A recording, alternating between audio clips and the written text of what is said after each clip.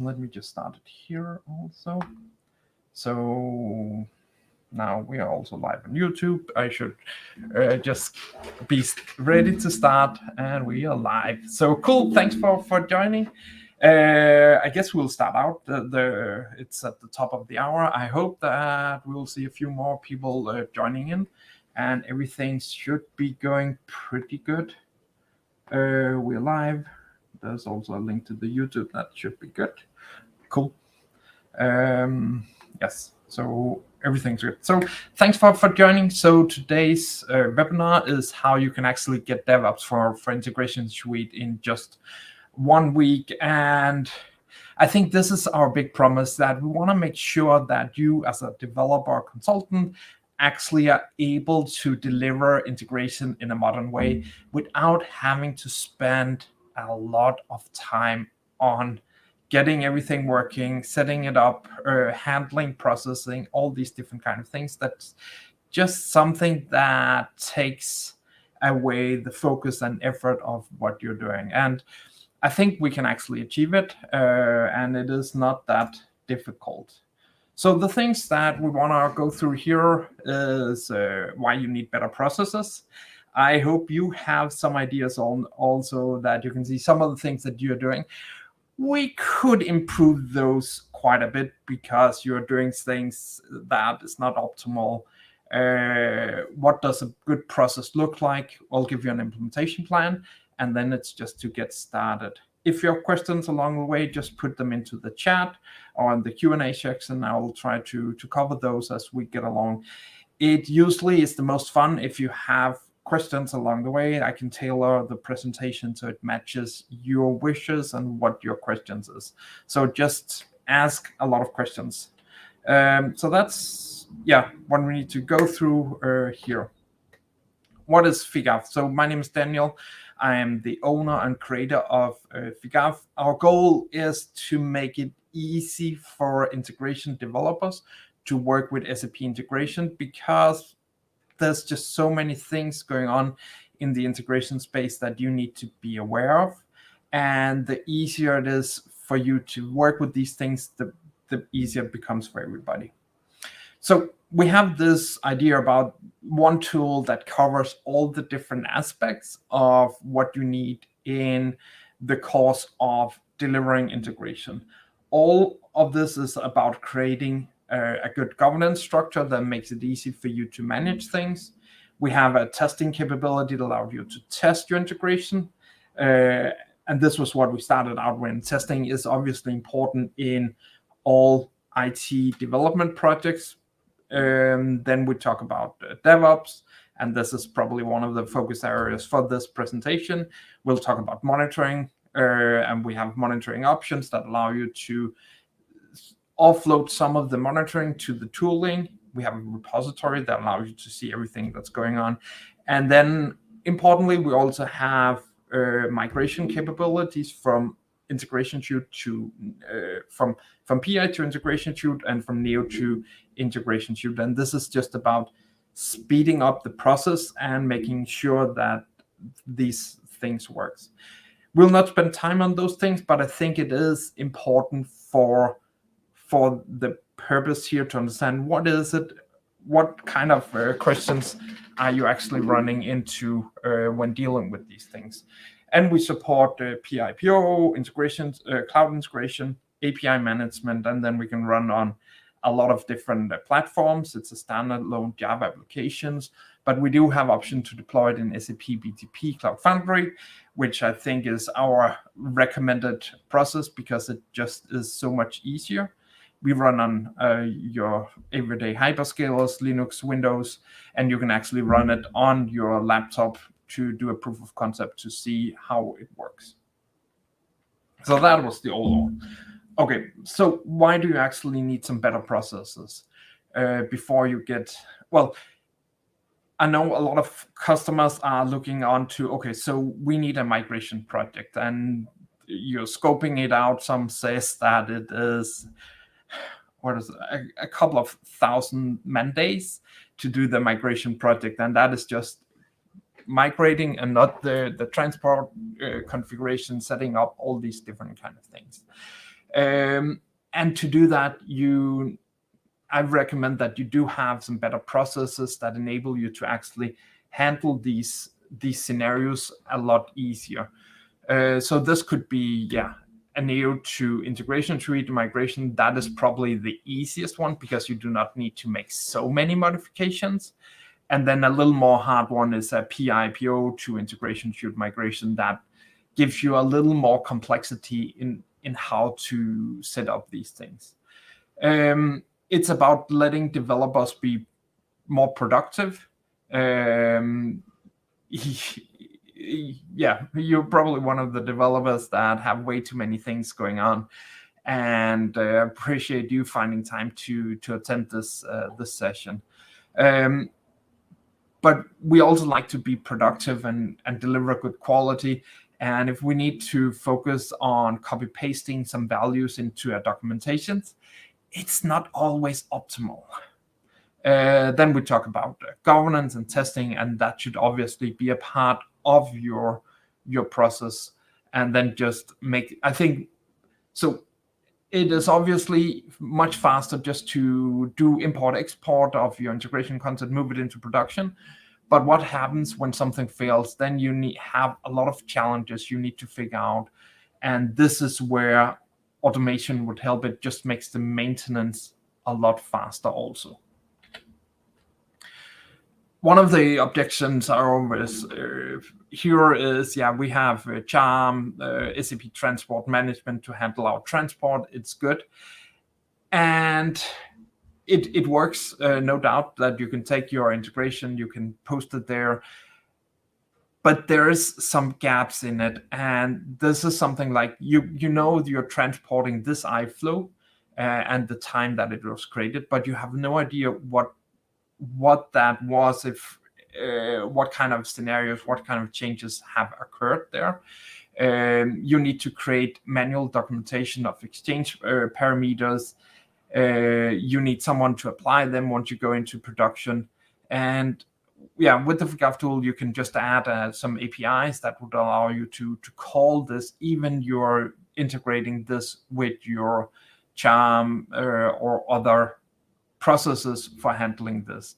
And I think our approval process is a lot more focused on what integration developers need. We'll see that in time. And then I guess another big objection is that we don't have time. We have, I don't know if this resonates with you, that we have 5 other projects that we need to deliver on, and we don't really have time to do anything new. And I guess that is the first sign that you need to find better ways to work on these projects, and hopefully that is also something that you resonate. So the longer time you wait with implementing some processes that they save you time, the more time you would actually be spending on those things.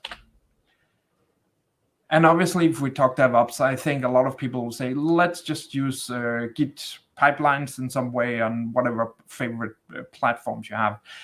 And it's true, it does give you some advantages, but there's also a lot of challenges with Git pipelines setup. One of them is that there's 2 sources of truth. There's the things you have in the web UI, and there's the things you have in the Git repository. If these things do not match, you don't really have anything useful that you can handle. You need to have something that makes sure that these processes work smoothly, and that is a bit of a challenge, I would say. It would require a lot of effort to build these pipelines in the way that suits your organization, and there's a lot of coding involved in it. You also need to have approval of the code, and obviously this comes built into the platform, and you can obviously see what has changed in a Groovy script on XSLT. That is pretty easy, but seeing what is different in BPMN in the iFlow is a lot more challenging.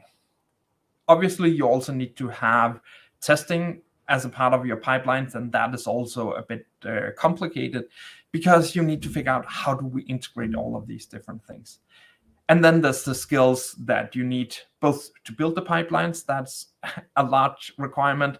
And you also need to train the full team in how to actually use this. What are the process when they need to commit something, move it and get approval, or merge it. All these different kind of things is obviously also a challenge. Why wait? Not spend too much time on this, but I think, yeah, it's fairly cheap to get started. Spend a couple of hours, see if it works. Worst case scenario is that okay, so this is the Diff Gap tool. It works. It does not work in our scenario, but what we would actually need is these things, and then you have much better requirement for figuring out how to build your own pipeline if that is what you need. I hope everybody else can hear you. That should be good. This should be a click for audio.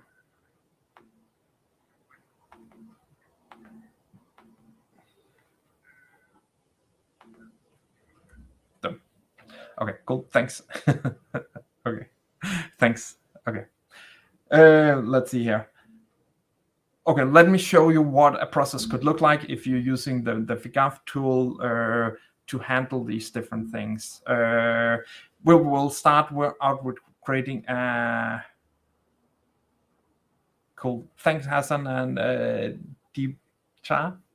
We'll create a test case. We will then modify the iflow. We will create a transport. We will do regression testing, apply configuration, approve the transport, and then we can see on what would actually look like if we moved it into the next phase. If you were to create this on your own landscape, how long time would it take you to create a test case for a scenario like this? And then how much would you actually be able to implement this? But let me show you what this looks like in the Diff Gap app. So here we have the Diff Gap tool. It's a standalone Java application. Right now I've deployed it here on our local server, which makes it a little easier to run and update it. But yeah, I recommend it to run in BTP Cloud Foundry. So here we have an iflow. We have an iflow here that is switched into trace mode. And what we will want to do is we want to send a test message, or just do that from the different screen, of what is actually going on in this scenario here. So now I've just sent a message, and we should see it in CPI Helper here shortly. We have added a plugin to CPI Helper because that is what all integration developers is using, and just makes it a lot easier. So I have run a trace, and I can obviously see here it go through and what's going on in it. If I want to create a test case, I just go here,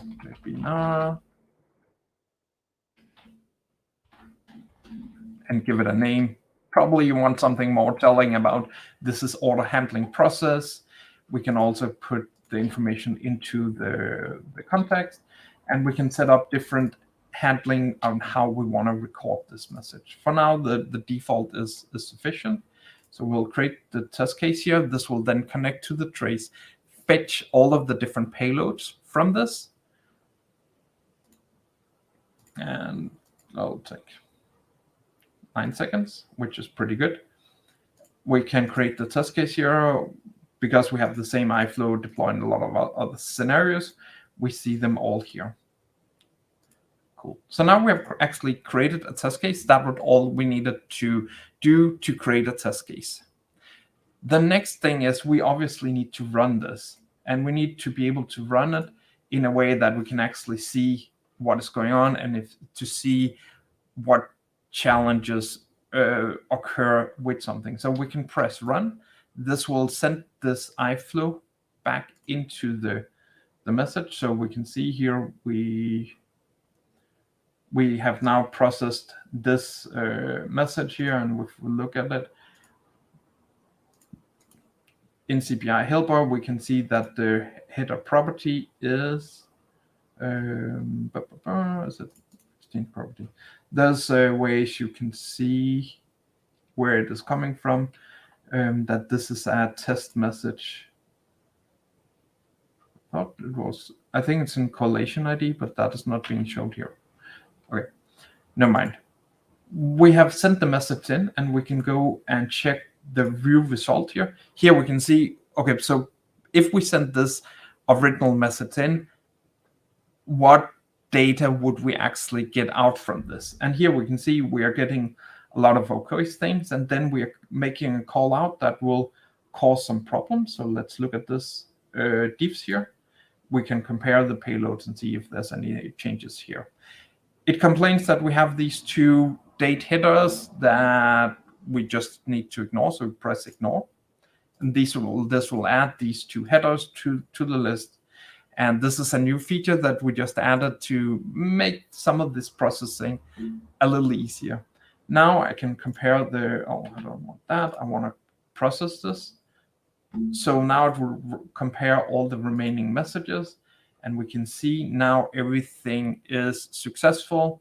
We can open the test configuration, so we can see these are the things that actually happened during this scenario. Any questions on the testing? So that was pretty simple to create a test case. I guess I've spent, what, 4 minutes on creating a test case for these scenarios. And that just means it is really easy to set up. And there's a lot of other features in it. You can set up mocking of endpoints, where if you enable this, it will send the message to the FIGAF system, where you can do validations of these scenarios. It will then create a new copy of the iFlow with new content in, and where instead of calling the normal services, would call the FIGAF system. So there's a lot of settings that you can set up here. We can also have payloads, etc. Dynamic attribute, not dynamic attribute, persist messages, data store, and MPL attachments that would also be compared according to the setup. Okay, so we have created a test case.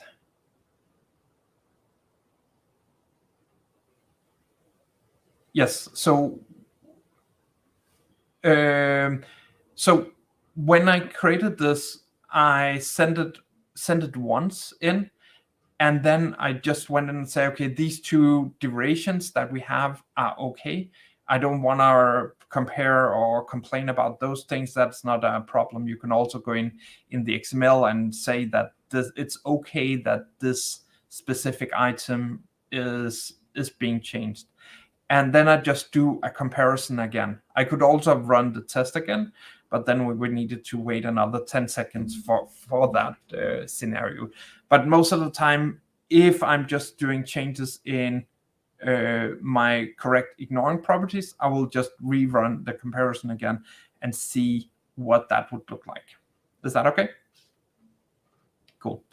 So the next thing I wanted to show is that we modified the iFlow, and we want to see how that affects everything. So we go into edit mode here. So as with normal business requests, you get a request to do fixes on some scenarios, and you need to have a good way to deliver on these ones. So here in my content, I will add a new header property, Daniel.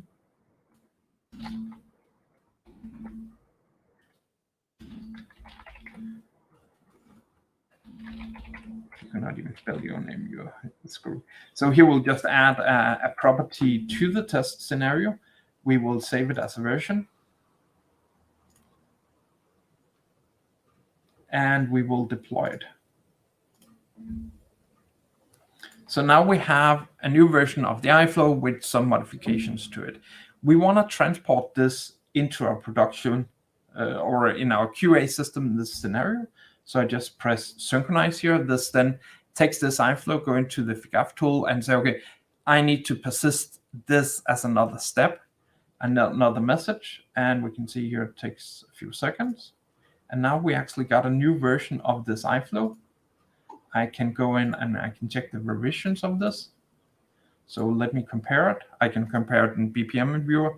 This is by far the easiest way to compare the BPM diagrams.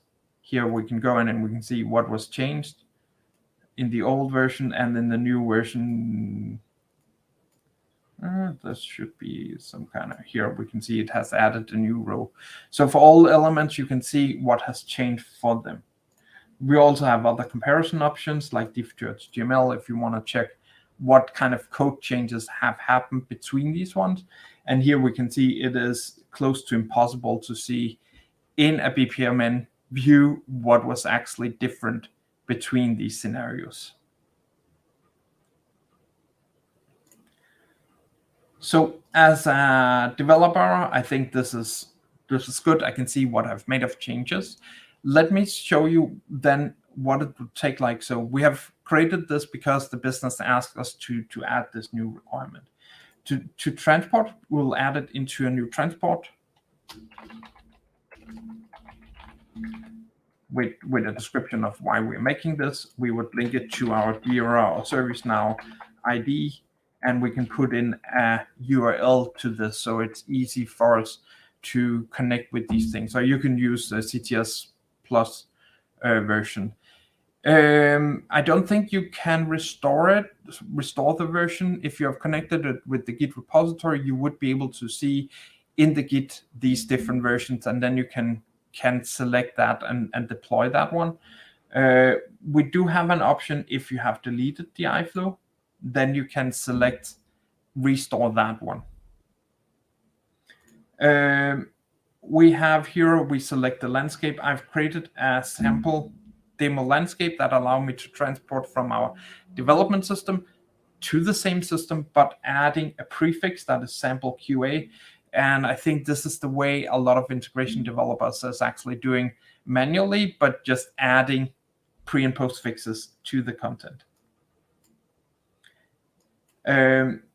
But doing that means that you would actually need to copy the content and make some modifications to it. And if something happens in your test, there is a chance you will not just update the version and not roll that back. So at some point in time, you'll actually get different versions of that specific iFlow.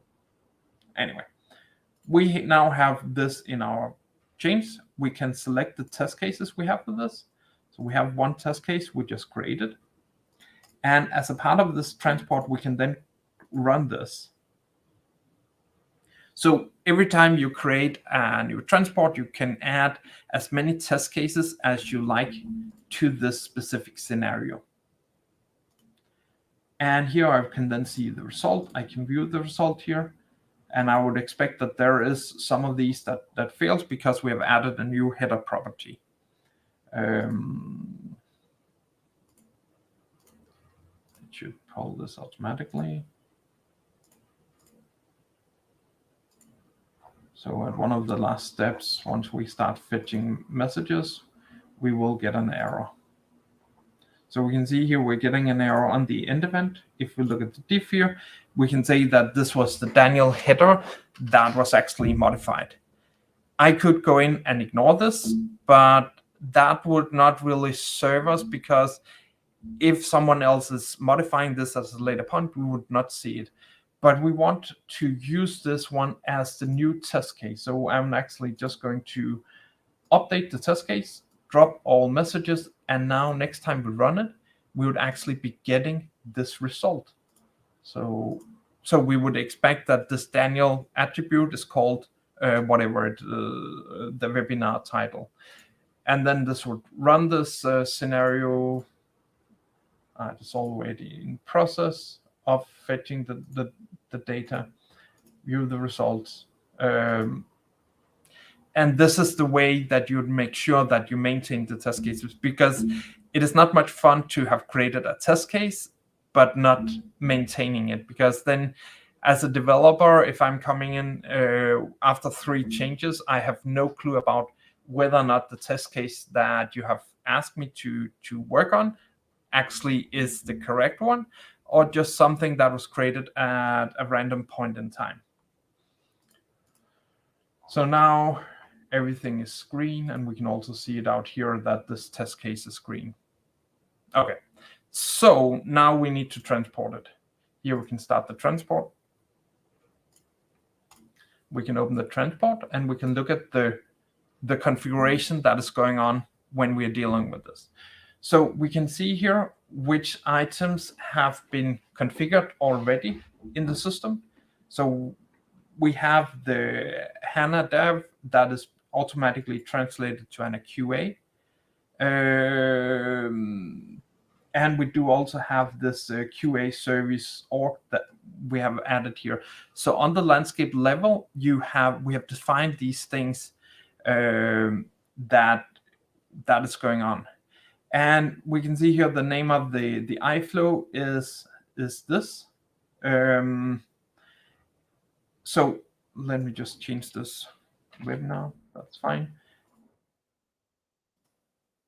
And yes, so right now I see this this setup. I can go in, I can download this parameters report, which gives me a full overview of all the different items we have here. Source objects, I think this is not showing, so it just shows the target iFlow object. If we've added the packages, we would also be able to see the package mapping in here. But this is all defined in the landscape setup. And if we look at the landscape setup for this iFlow, so here I have the iFlow configured. Here we can see how it translates message mapping, packages. Here we're adding a prefix and adding a prefix to the iFlow. So all of this you set up, or this is delivered as a template. You can modify it so it fits your scenario. And obviously you want to create the landscape between the environments so it matches dev, QA, and production on a new tenant. Here I just have the two ones for this setup. Okay, I can send it to approval. And now to make the demo easier, I can also approve it. Obviously, in real world scenario, there is a check mark on the configuration and I think that's I can remember.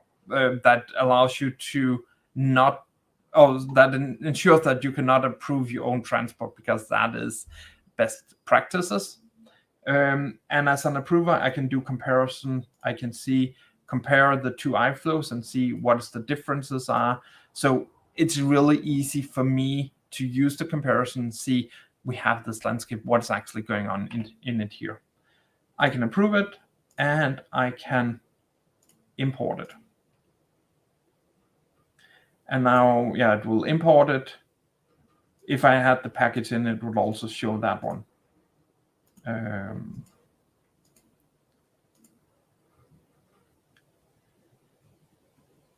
Transport completed. So right now I can go here, I can check this iFlow that has been created. We can see it gets into this iFlow that is called sample QA. And we have also in the URL here added sample QA. So we have a simple way of handling these scenarios on without you needing to add extra content in. If I had added a third item in my landscape, I would have a button here that would allow us to create the transport or the ticket to the next landscape item. But for now, in this landscape, we do not have that. So this is okay. And yeah, then we just set it to resolved. We say we have delivered this. Here in the transport overview, we would be able to see if we had subsequent tickets, when they were imported, who imported, and etc. So it's really easy for us to follow what was changed as a part of a delivery process. So that was, yeah, another 10 minutes to show the transport, update the test case, make sure it's always current, because no one wants incomplete tests. So that was the demo of what we can actually do. I wanted to somehow to define that this is really simple to get started with. I have spent some time working on GitHub or Git pipelines. It is possible, but you need to know what you're doing. There's a lot of scripting, a lot of components you need to blend in together, and learning that you need to do. With our tool, we wanted to make it easy for you to get started, so you do not need to spend tons of time on getting the tool approved, figuring out what it would look like. And we wanted to say it's not really difficult. Obviously, if you can do it in 1 week, that depends a lot on what time, effort you put into it. And I guess also the procurement part, that's the big joker in something like this. But I do think that if you work focused on this in something like 20 hours, you should be able to get it up and running and show what is actually possible. So the first thing you want to do is probably be allowed like 20 hours to evaluate the FIGAF tool, see what you can actually do. You want to sign up for our yes, we will be sharing I'll be sharing the presentation hopefully afterwards. Otherwise, ping me if you do not get it. You want to sign up for a trial of the FIGAF tool, and then you would also be able to see our course that we have created. In here, so we do have two options if you want to evaluate. One is to use it on your local PC or Mac to just run data there. The other is to use your BTP sub account, and that is the benefit of doing it there is it is really easy just to upgrade the license, and you have a productive scenario running because it's all there and it's much easier. So that is why we are focusing a lot on making our BTP deployment processes as simple as possible. Then you should need to create the connection with the Integration Suite systems. We have some guides for it, and I think if you follow the video, it will take pretty simple to get running. And then you create your first landscape and you use the virtual agents. So Mac, the transport, so if you want to transport from dev, so you saw dev to QA. If you want to transport from QA to production, you just create a new ticket from the QA environment to production. This will then, as default, strip these prefixes if you have used those. So that's, I think, the first day that it should be possible for you to create these scenarios. We do have a video course, and this is like 20 hours in total that covers a lot of these different things. And obviously, the challenging part is obviously connecting to the system, installing it, because as simple as we try to make it, there are still some challenges that you need to resolve when getting this up and running. Cool. Day 2 is I would focus on testing. I would create like 5 of the different iFlows. Use this record button that you saw here and say, okay, we have these iFlow in trace. We want to record test cases of these, and then we want to create some mock endpoints for it. So there will probably be some of the tests that would not really work out. One item we recently discovered last week was that if you're using Cloud Foundry or Integration Suite and have a multicast or a split, then it seems like SAP have some problems with locking the correct trace messages, which is a little of a problem. But if you have sequential messages, that is not a problem. Anyway, and hopefully that will get fixed soon. But there's probably going to be a few other scenarios that you have where there's some issues, but at least you have a shot at it and figure out how to deal with these things. There's also much more in the course on this. And then we're talking about day 3. So obviously you need to, based on the test cases you have, you need to look into the transport and figure out, okay, so how does this actually work? What is it that we can do for these scenarios when setting up these things? How do we add the testing into our process? And then I recommend checking out the monitoring aspects. It has a really good way of checking messages that had failed, set out automatic rules and say, okay, if the message failed for this specific reason, notify some person, and then you know how to deal with these things. And the other one was, the alerting, a monitor where you can actually see messages, see it in an easier way, making it much easier for you to manage these types of integrations. Day 4 is implementation day.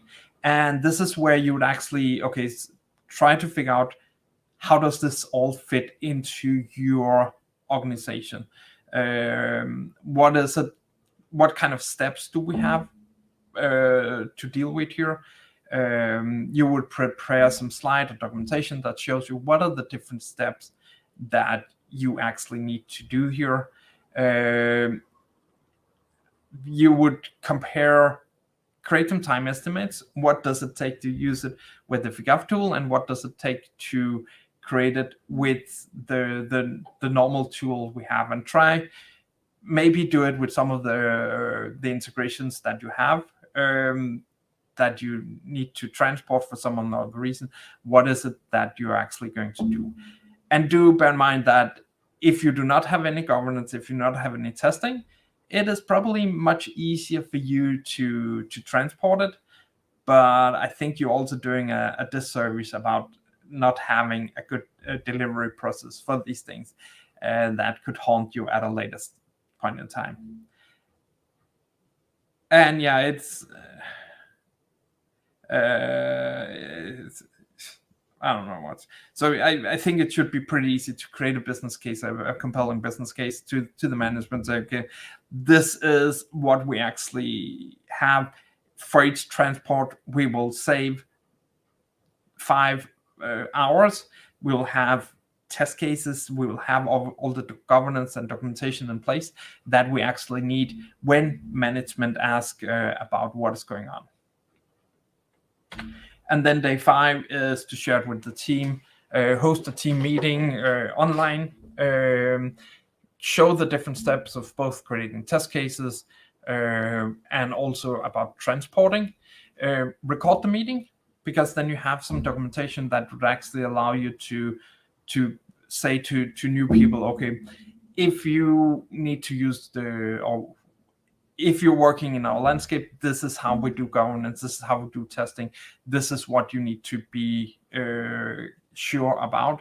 And this is all about, okay, so in the FIGAF tool, this is the tickets you create, this is how these other things work out. So that was my 5-day plan. There's obviously room to follow up. There's a lot of other missing problems that you'll probably be finding as you go along with these things. And it needs to be fitted to what you can actually do in your organization with the scope and timelines that you have. But I think this should give you a pretty good idea about the value that the tool can create. There is a lot more than what we actually covered here. I think this one was the one I wanted here. So there's a lot more that we covered. There's the virtual agents. I think this is, if you're reusing your dev system for both dev and QA or some other system, yes, I'll share the presentation. Then the tool should be a go-to one, because it will give you an ability to transport and have governance without needing a separate system. And obviously, there's probably a limit to how large a system that you can use the virtual agents for. But if you're above that scenario is probably not a big business challenge to get an extra system. We have a Git repository that gives you full access to all the integration, and whenever you're doing modifications, these Git repository is updated, and this is a good way for you to see what are the changes across landscapes, scenarios, versioning in a different way, in the Git way that just give you more access. We have the monitoring alerting we didn't cover. There's the landscape overview, so you can actually see what is in the different systems and are there any differences between these ones. We have the Neo to Integration Suite migration that just speeds up the process. We have a PI to Integration Suite migration. That is a whole other topic, and I think there you will I think that is also a pretty cool thing.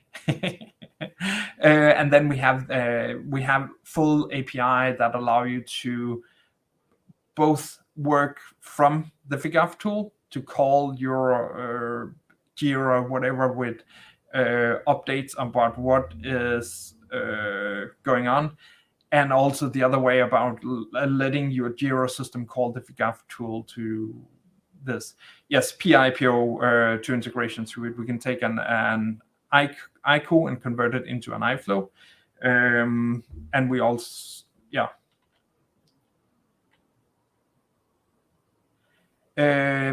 so you can use GitHub or whatever Git process to work with, but the idea that we want to have here is that you cannot, from a user perspective, push things into it.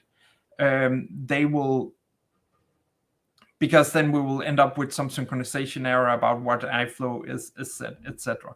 We do have a Gradle component that will allow you to update the Groovy script into the CPI package and deliver it there, or you can upload it manually each time you're doing some changes to that specific integration. But the problem, we did not, I had also considered it, but I just think that would end up with way too many challenges about how you're merging things and confusion. So the idea is that you go into cloud integration, modify the iFlow, synchronize it into the FigAff tool that will synchronize it into the Git repository. Then as a user, you will pull this Git repository, you will do the modifications in the Groovy script, and there's also testing tool capabilities that will allow you to run unit tests there without having to set up all the scaffolding around it. And then you can take that Groovy script and upload it into the CPI, synchronize that, deploy it, and then, if you synchronize to the FigAff tool, it'll be pushed all the way down. But as a user, you should not commit anything to that repository. I hope that clears that setting. Okay, so what are the different editions that you have? And we do have a number of editions that becomes a little challenging. So we do have a trial that just go to figaf.com/DevOps, sign up for it. That would allow you to, it's a full trial of all the capabilities of the tool with some limitations on what you can do for the different scenarios. You have an assessment tool, you have a migration. This is an overview of the migration, and then you can try all the other components of it. If you have signed up, you should get an email with the presentation afterwards, I hope. Otherwise, ping me, Mohammed. Then we have the migration edition, and this is one we have created together with SAP that allows us to take or that allow you to use the tool for 1 year to get our assessment of your integration. And I think this gives you some advantages of knowing, for instance, which message mappings are using which function libraries, which message mapping is using our CLOOKUP, and what are the name of these CLOOKUPs, what are the different modules deployed on the system. There's a lot of cool things that other multi-mappings, etc. These kind of things that you want to know. So that's the migration assessment. We have an overview where you can manage the migration capability, and then we have the location where you can take test cases. So take a PI message and run them on CPI, so you can just that the integration work. So that's a free edition. Then we have our DevOps, and this is everything that you saw today about creating test cases, transport, monitor, well, these two things, and then where there's the monitoring, the Git repository that you also get from here. And then lastly, we have the IQ to iFlow migration. We have added quite a bit in that, and we will, in the next release, also create some enhancement in that feature. So this is 100 euros per icon you migrate, and the Gap tool DevOps Suite start at 1,000 euros a month to use it for the first 100 iFlows, and then subsequent iFlows become a little cheaper. There's also an overview of the differences between the different editions here.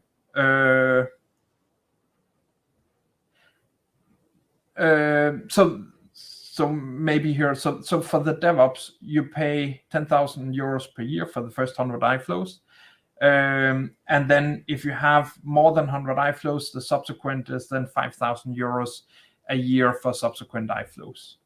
And then the migration is a separate addition. This is a one-time payment for adding these capabilities. Okay. All the cool features, benefits. I was thinking a lot about this the other day, about you're probably overbooked with a lot of different projects that you need to look into. So what would it actually mean that if we could, you say you're spending 20 to 40% on migrations, if the tool will just reduce that by 50%, you have 10 to 20% extra time. Well, you can create more value, so you can create more integrations per month, however you're measuring that. I think one of the benefits is I really hate doing these things and it frustrates me to do documentations that I did not need to do because it does not make sense.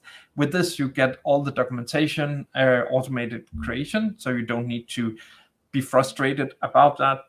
And then I guess you can spend some time on learning other capabilities of the platform, unless you just get more products into your pipeline. Then as a company, you will get better, cheaper integration because you have the testing, you have all of these tools in place that just makes it easier for developers to deliver integrations. So we do have some different resources for you. So there's, go to fgaf.com/DevOps. There you can sign up for a free trial about how to get started. Then we also do have the migration edition. This is the one that gives you 1 year access to the VGAF tool for these purposes of monitoring what is going on. And you can, if you sign up for one first, then we can always upgrade you to the other one, etc. Then we do have some free training. That this is a YouTube channel, a YouTube playlist that you can access. Here you can see all the things that you would need, and you can pick back and forth between the sessions that make sense for you. I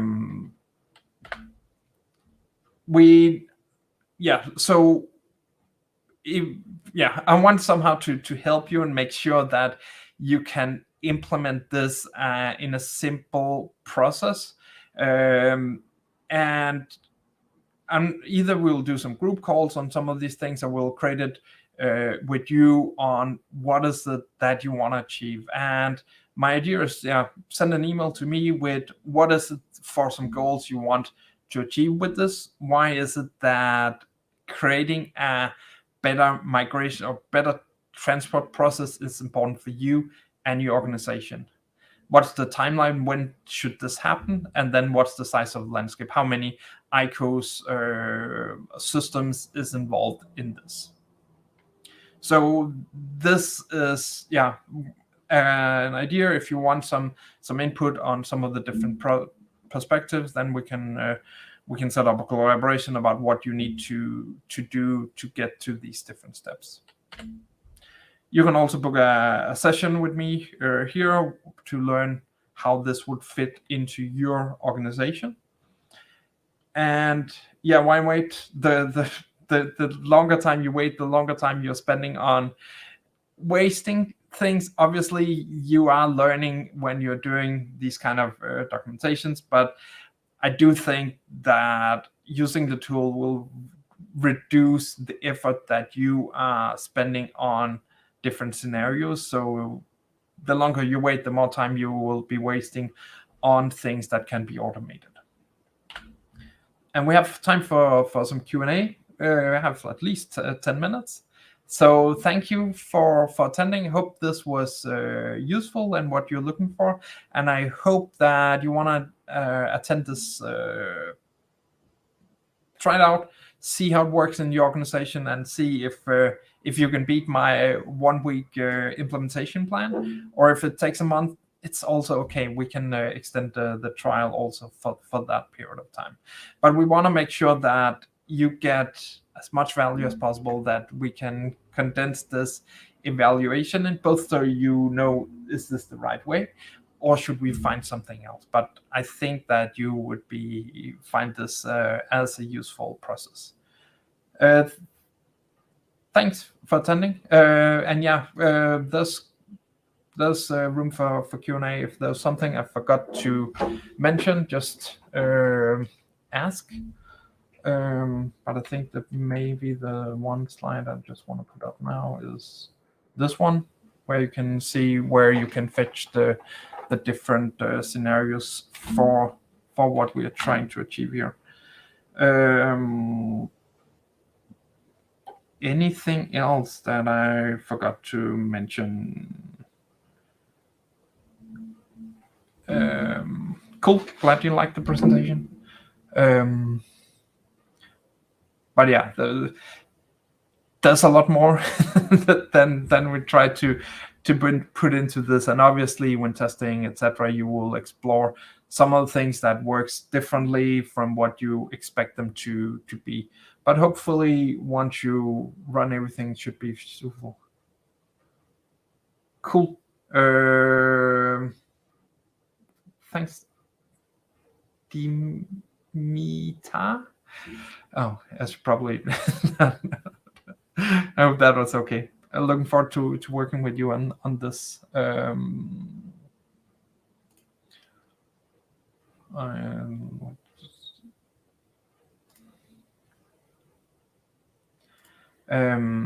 Yes. Other questions? Perfect. Something I forgot.